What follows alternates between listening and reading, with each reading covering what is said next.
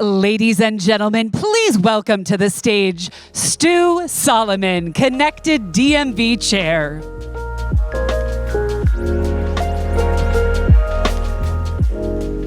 Well, greetings and welcome to Quantum World Congress 2025. It's been a year since we've been together and we're super pleased to have you back with us again today. My name is Stu Solomon. I'm the chairman of Connected DMV, which is a nonprofit. George Thomas, who you will meet here on the floor and around, is our CEO. We focus on advancing responsibly next generation industries. And we created Quantum World Congress to bring together the world's leaders in quantum as a means of responsibly accelerating this critical ecosystem. And we do that across industry, academia, government, and the community. 2025 was designated by the United Nations as the International Year of Quantum. You'll hear more about that during your time here over the next couple days. And wow, has it been the International Year of Quantum. The advances that we've seen in science and technology these past 12 months have been staggering, and the markets are now taking notice. Since we were together 12 months ago, there's been a great awakening in the financial markets as they recognize the advent of this coming age of quantum. And let me give you a brief synopsis of what's happened just since you were sitting here 12 months ago. If you had taken $25,000 and put it in 4 companies, the 4 publicly traded pure play quantum companies listed at the top of this chart, a total of $100,000, your stock value today in those 4 companies would be $1.7 million. And that is representative of the financial interest in the financial community and the investor community waking up and beginning to understand that quantum is going to be materially impactful to our society, to the financial markets, to jobs and the like. And that's only 4 companies. That's 4 pure play quantum companies. You can see some of the others below that are not publicly traded yet who have had tremendous increases in their valuation in the last 12 months as well. And again, that doesn't count all of the investments made in Microsoft and IBM and the other large-scale companies that are also doing meaningful quantum work and the thousands of startups around the world that are coming out in this space. So the financial community has realized a bit of a great awakening around quantum, and they're doing that because the scientists and the technologists are advancing the technology far enough that we can begin to really see what the useful quantum computing is going to look like in our society at large. Much has been accomplished in the research institutions, the governments, the commercial sector to really bring us to this point, and much is yet required to put in place an industrial strength system of policies, regulations, standards, and the like, so the world can benefit from these quantum technologies in a safe and responsible way with an industrial strength infrastructure. Before we jump in today's agenda, please let me say thanks to the sponsors of Quantum World Congress here in 2025. And also to recap a little bit, we started yesterday with a set of boot camps and workshops, and I can give you a couple of examples, but some of you sat in the startup pitch competition, and thank you, Booz Allen, for sponsoring that. It was wonderfully attended, greatly moderated by Tian Wang, and the judges did a phenomenal job on that, but the quality of the pitching companies is spectacular, and we will be announcing winners here later from that competition.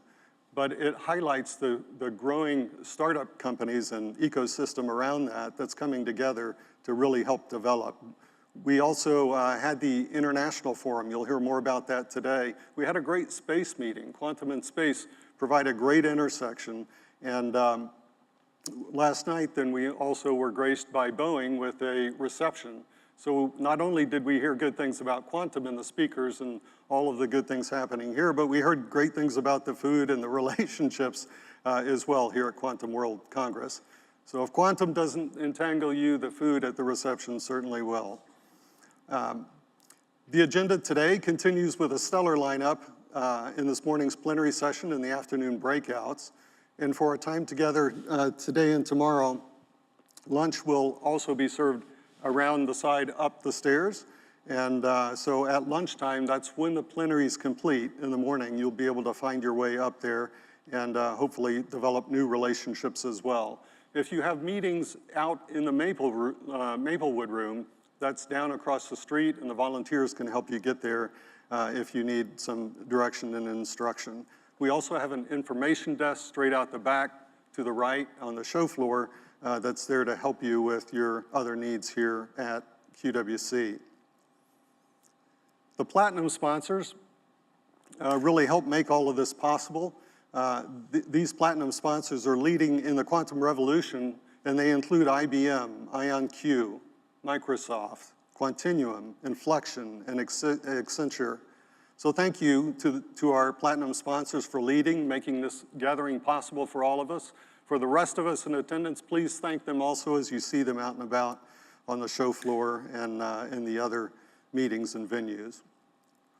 We're also extremely proud to have QEDC, led by Celia Merzbacher, and the Quantum Industry Coalition, led by Paul Steimers, as partners in bringing you the Quantum World Congress again this year. They've been with us from the beginning. They're terrific partners, and please find them and you'll hear more about their organizations if you're not already a member or familiar with them today. On the broader technology front, we're super pleased to have support from EVG and from CTA.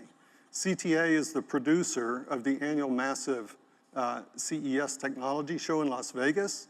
And to share more about that and how we're working with the Consumer Technology Association, I'd like to welcome to the stage CTA's president, Kinsey Fabrizio. And Kinsey, welcome. The relationship between our organizations and our events highlights the incredible strides being made in quantum innovation, and I'm super excited to hear more about the promise you see in quantum and what we'll see at CES this coming January. Yes, thank you, Stu. It is so, thank you. It is so exciting to be here and to be with you at this wonderful event. At CTA, we are huge believers in quantum and the work that you are doing. And we were so excited to host the first ever quantum conference at CES, powered by you and your team, and it was a wonderful success. It was an opportunity to spotlight the amazing innovators in this space and talk about how they are pairing quantum with AI and machine learning. And you know better than anyone that quantum isn't just about the future, it's actually now. I couldn't agree more, Kinsey. And at CES and at QWC, for y'all, we share the same mission. So we convene innovators, we convene policymakers, entrepreneurs, funders, global leaders, and help them better understand why technologies like quantum are so important and why they matter to us. And we think it's somewhat unique in that regard to have the cross-section gather here, because for the ecosystem to work in its entirety, all of those groups have to be able to work together well. Well, that's exactly right. And we know that innovators show up at Quantum World Congress and they show up at CES. And I'm excited to share a little bit more about it with you today. Take it away. Thank you, Kinsey. Thank you. All right. Well, there is so much opportunity in the quantum space. To borrow a line from the phenomenal Debbie Taylor Moore, if AI is the technology shaping this decade, then quantum will be the technology that defines the decade ahead. And right now, we are living through a watershed moment for the technology industry. We are seeing entirely new industries be born and others transform in no way that anyone could have imagined just a few years ago. And quantum computing, quantum sensing, and quantum communications are moving from theory to reality. And we're seeing that transformation in real time at CES and here at QWC. Quantum computers can process information at speeds that make today's supercomputers look slow. That means breakthroughs in drug development, climate modeling, and financial tools, and even more. And quantum communications could redefine what it means to keep data secure. And that's a game changer in a world where we create more and more sensitive data every single day. Quantum sensing promises GPS-like accuracy without satellite and tools to map our environment with new precision. NASA has even announced plans to develop quantum gravity sensors to be launched into orbit. But what's most exciting and most powerful is how quantum intersects with other technologies like AI, cryptography, and space tech. These fields don't evolve in silos. You know that better than anyone. They evolve together, and when they do, the impact is multiplied. And that's one reason CES as a show is so powerful. Innovation spans sectors and borders, and for 4 days each January, innovators come from every corner of the globe. At CES 2026, once again, we will showcase the latest quantum breakthroughs alongside advances in AI, robotics, sustainability, space tech, and more. And I'm excited to share that at CES 2026, we will have a new home for these innovators called CES Foundry. CES Foundry is the heartbeat of AI, blockchain, and quantum innovation at CES. Hosted at the Fontainebleau, Las Vegas, this 2-day experience is where visionaries, disruptors, and global leaders will come together to build what's next. Thanks to our collaboration with Quantum World Congress, we are also bringing back a half-day quantum-focused program to explore how this technology is creating opportunities across industries. The promise of quantum technology is not just about economic growth, though you saw slides earlier and estimates suggest it will drive trillions in new value. It's also about economic security. The countries that lead in quantum and AI will shape the rules of the road for decades to come. And that's why gatherings like CES and Quantum World Congress are so important. We bring innovators together, we bring policymakers together to set the tech agenda and explore policies that can build a technology future that solves big global challenges and expands what people alone can do. I'm looking forward to a great event this week, and I hope that you all will make plans to join us in Las Vegas in January for CES 2026. Thank you so much.